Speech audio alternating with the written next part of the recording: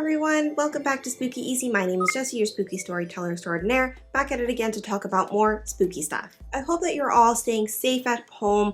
We're currently still under lockdown and have a stay-at-home order as well. Unfortunately, that means that I can't really go anywhere, but it's not like I want to anyway because it is freezing outside, which is the reason why I have my nice cozy sweater on. It's my teddy bear style jacket. I wear this all the time when it's cold because somehow the cold air still manages to seep into my apartment, and anyway, it's good to have this kind of little jacket to help me out there. Valentine's Day is upon us once again. Unfortunately, I can't go to like somewhere like the keg with my husband or anything like that. Once again, we'll probably just be doing something, you know, at home. I don't know, playing video games or something like that. I don't know. We'll think of something anyway. All the same, what I would like to talk about today is a little bit of a sensitive subject matter to do with mental health, suicide, and things of that nature. It'll all become clearer later on in the video. However, if you are triggered by such things, myself, I am actually a sufferer of anxiety and depression and things like that. I have no problem, you know, admitting something that serious. All the same, I am in a mindset to be able to talk about some things like this, but if you are not okay, definitely talk to somebody, talk to your friends, your loved ones, me if you want. I'm here to listen all the time. All the same, I don't recommend that you continue watching the video, so this is my official trigger warning.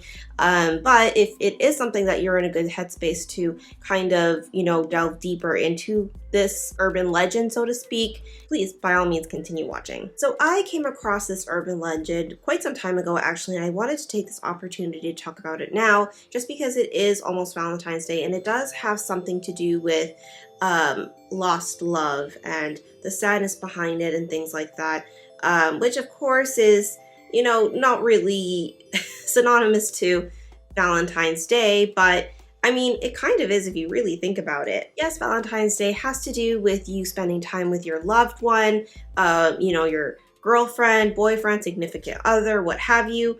However, there are those that unfortunately break up around this time of year, or they lose their loved one, and there's so many ways that people have expressed about that. One particular person went into it kind of a little bit too deeply, to the point where it kind of affected a lot of other people in a very bad way. I am talking about Gloomy Sunday, or the Hungarian suicide song. It's an urban legend, so to speak, because its origins were actually quite simple when they first started out, so to speak, but then it just became something way darker. So let's dive into this Gloomy Sunday song, all its history about it, and all that good stuff. But before I do, I'll let you know what I'm drinking tonight, and because it's nearly Valentine's Day, and you know, it kind of calls for it, I'm drinking some pink Prosecco. It's just some bubbly that I like to drink every now and again. It does cause quite a big headache the next day, so I'm going to kind of more or less be careful with how much I consume. But anyway, I'm going to enjoy it all the same. And again, you can feel free to join me as well. You can either have an alcoholic beverage of your choice. However, if you're not old enough, and also if you want to drink something else in general, you're more than welcome to. At Spooky Easy, we're open to anything. So that being said, please drink responsibly, and cheers to you. So Gloomy Sunday, or the Hungarian suicide song, was first written by a man named Rezo Seres. I'm so sorry if I'm pronouncing that incorrectly to my Hungarian friends. However, I'll put the spelling somewhere around so you can see what it's supposed to look like. To my Hungarian friends, again, I'm probably going to be butchering quite a bit of the pronunciation, but if you want to leave a comment in the section below, definitely feel free to do so to let me know how I'm supposed to be pronouncing it in any case. The origins of this song actually were kind of more or less to do with the war at the time. This song was created actually around the wartime.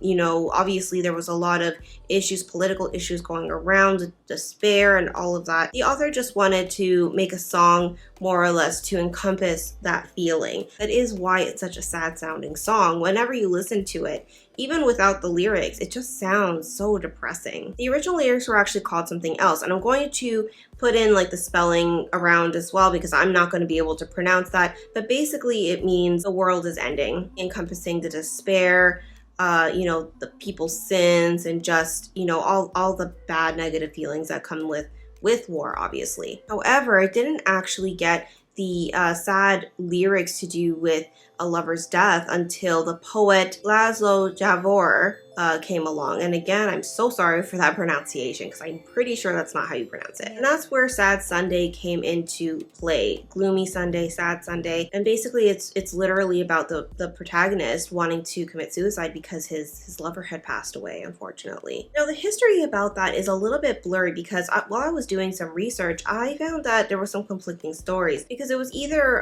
Rezo or Laszlo. Either one of them must have broken up with their fiance or girlfriend, and I don't know which one it was because there are conflicting stories.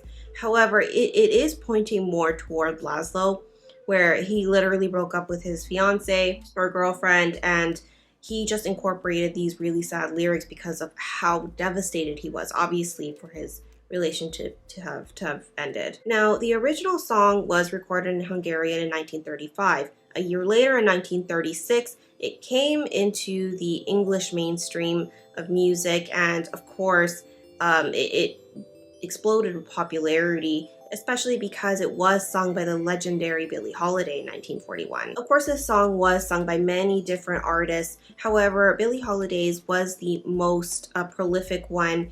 Like, anytime you look it up on YouTube or anything like that, you'll definitely see it sung by her, and she does an amazing job, actually. I'm not going to put the recording in my video, by the way. I'm going to leave a link down in the description below, though, so that you can take a look if you're brave enough. However, she sings it so beautifully, and you can just hear how forlorn she is in her voice as she sings it. However, this being said, even if it was sung so beautifully and it was, so popular, eventually it came to the point where so many people were being reported as committing suicide due to listening to the song that ultimately it was banned by radio stations, more famously by the BBC in England. The reason why it was done was especially because it was around the wartime. Basically, they just didn't want any more people listening to this sad, sad song and being driven to committing suicide. There were at least 19 suicides that were reported altogether. There may have been more, especially because it was around the Great Depression era. There were a lot of political issues, especially to do with the wartime. I mean, like, you have to imagine that the morale around that time was so bad. And even 35 years later, after he created the song, Rezo Sares actually ended up committing suicide himself. So when you think about the history of it, it is actually really dark to think about how many people were affected by this one song. But is it cursed? I gotta tell you, I listened to the song myself a couple of times, and while yes, it did make me feel sad, and yes, you can really feel the emotion in the song and its lyrics, I can't say that I would feel like I need to do anything harmful to myself. Not by any means. This being said, in my personal opinion though, just saying, when I am in one of my funks, I do like to listen to sad songs. One of my favorite ones is actually Creep by Radiohead, and as far as I'm aware, they actually really hate that song because it's been requested so many times, and I think I heard that they actually refused to play it because it just was so commonly requested, so I don't blame them. But at the same time, it is a good song, and it's not happy. It's not a chippery song. It's not, let's go dancing, tonight's gonna be a good night. No, it's a really sad song about somebody that's very self-deprecating to themselves, so to speak. And you know what? I get that. When I listen to the song and I'm in one of my funks, it doesn't make me feel like I'm any less of a person.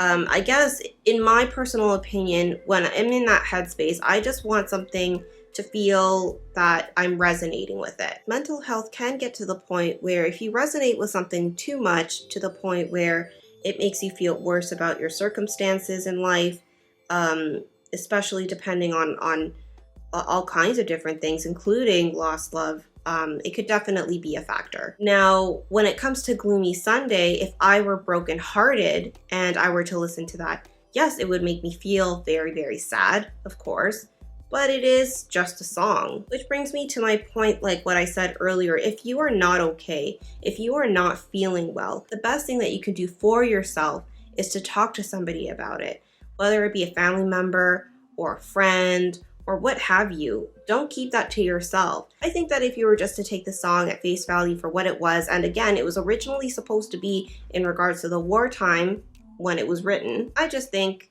that it's just a song. That's all it is. And again, if you want to click to the link below and listen to it, you're more than welcome to. It is very dark, but at the same time, it's, you know, just a song. And anyway, when it comes to Valentine's Day, it's as they say, it's better to have loved and lost than to not have loved at all. Cheers, I'll drink to that.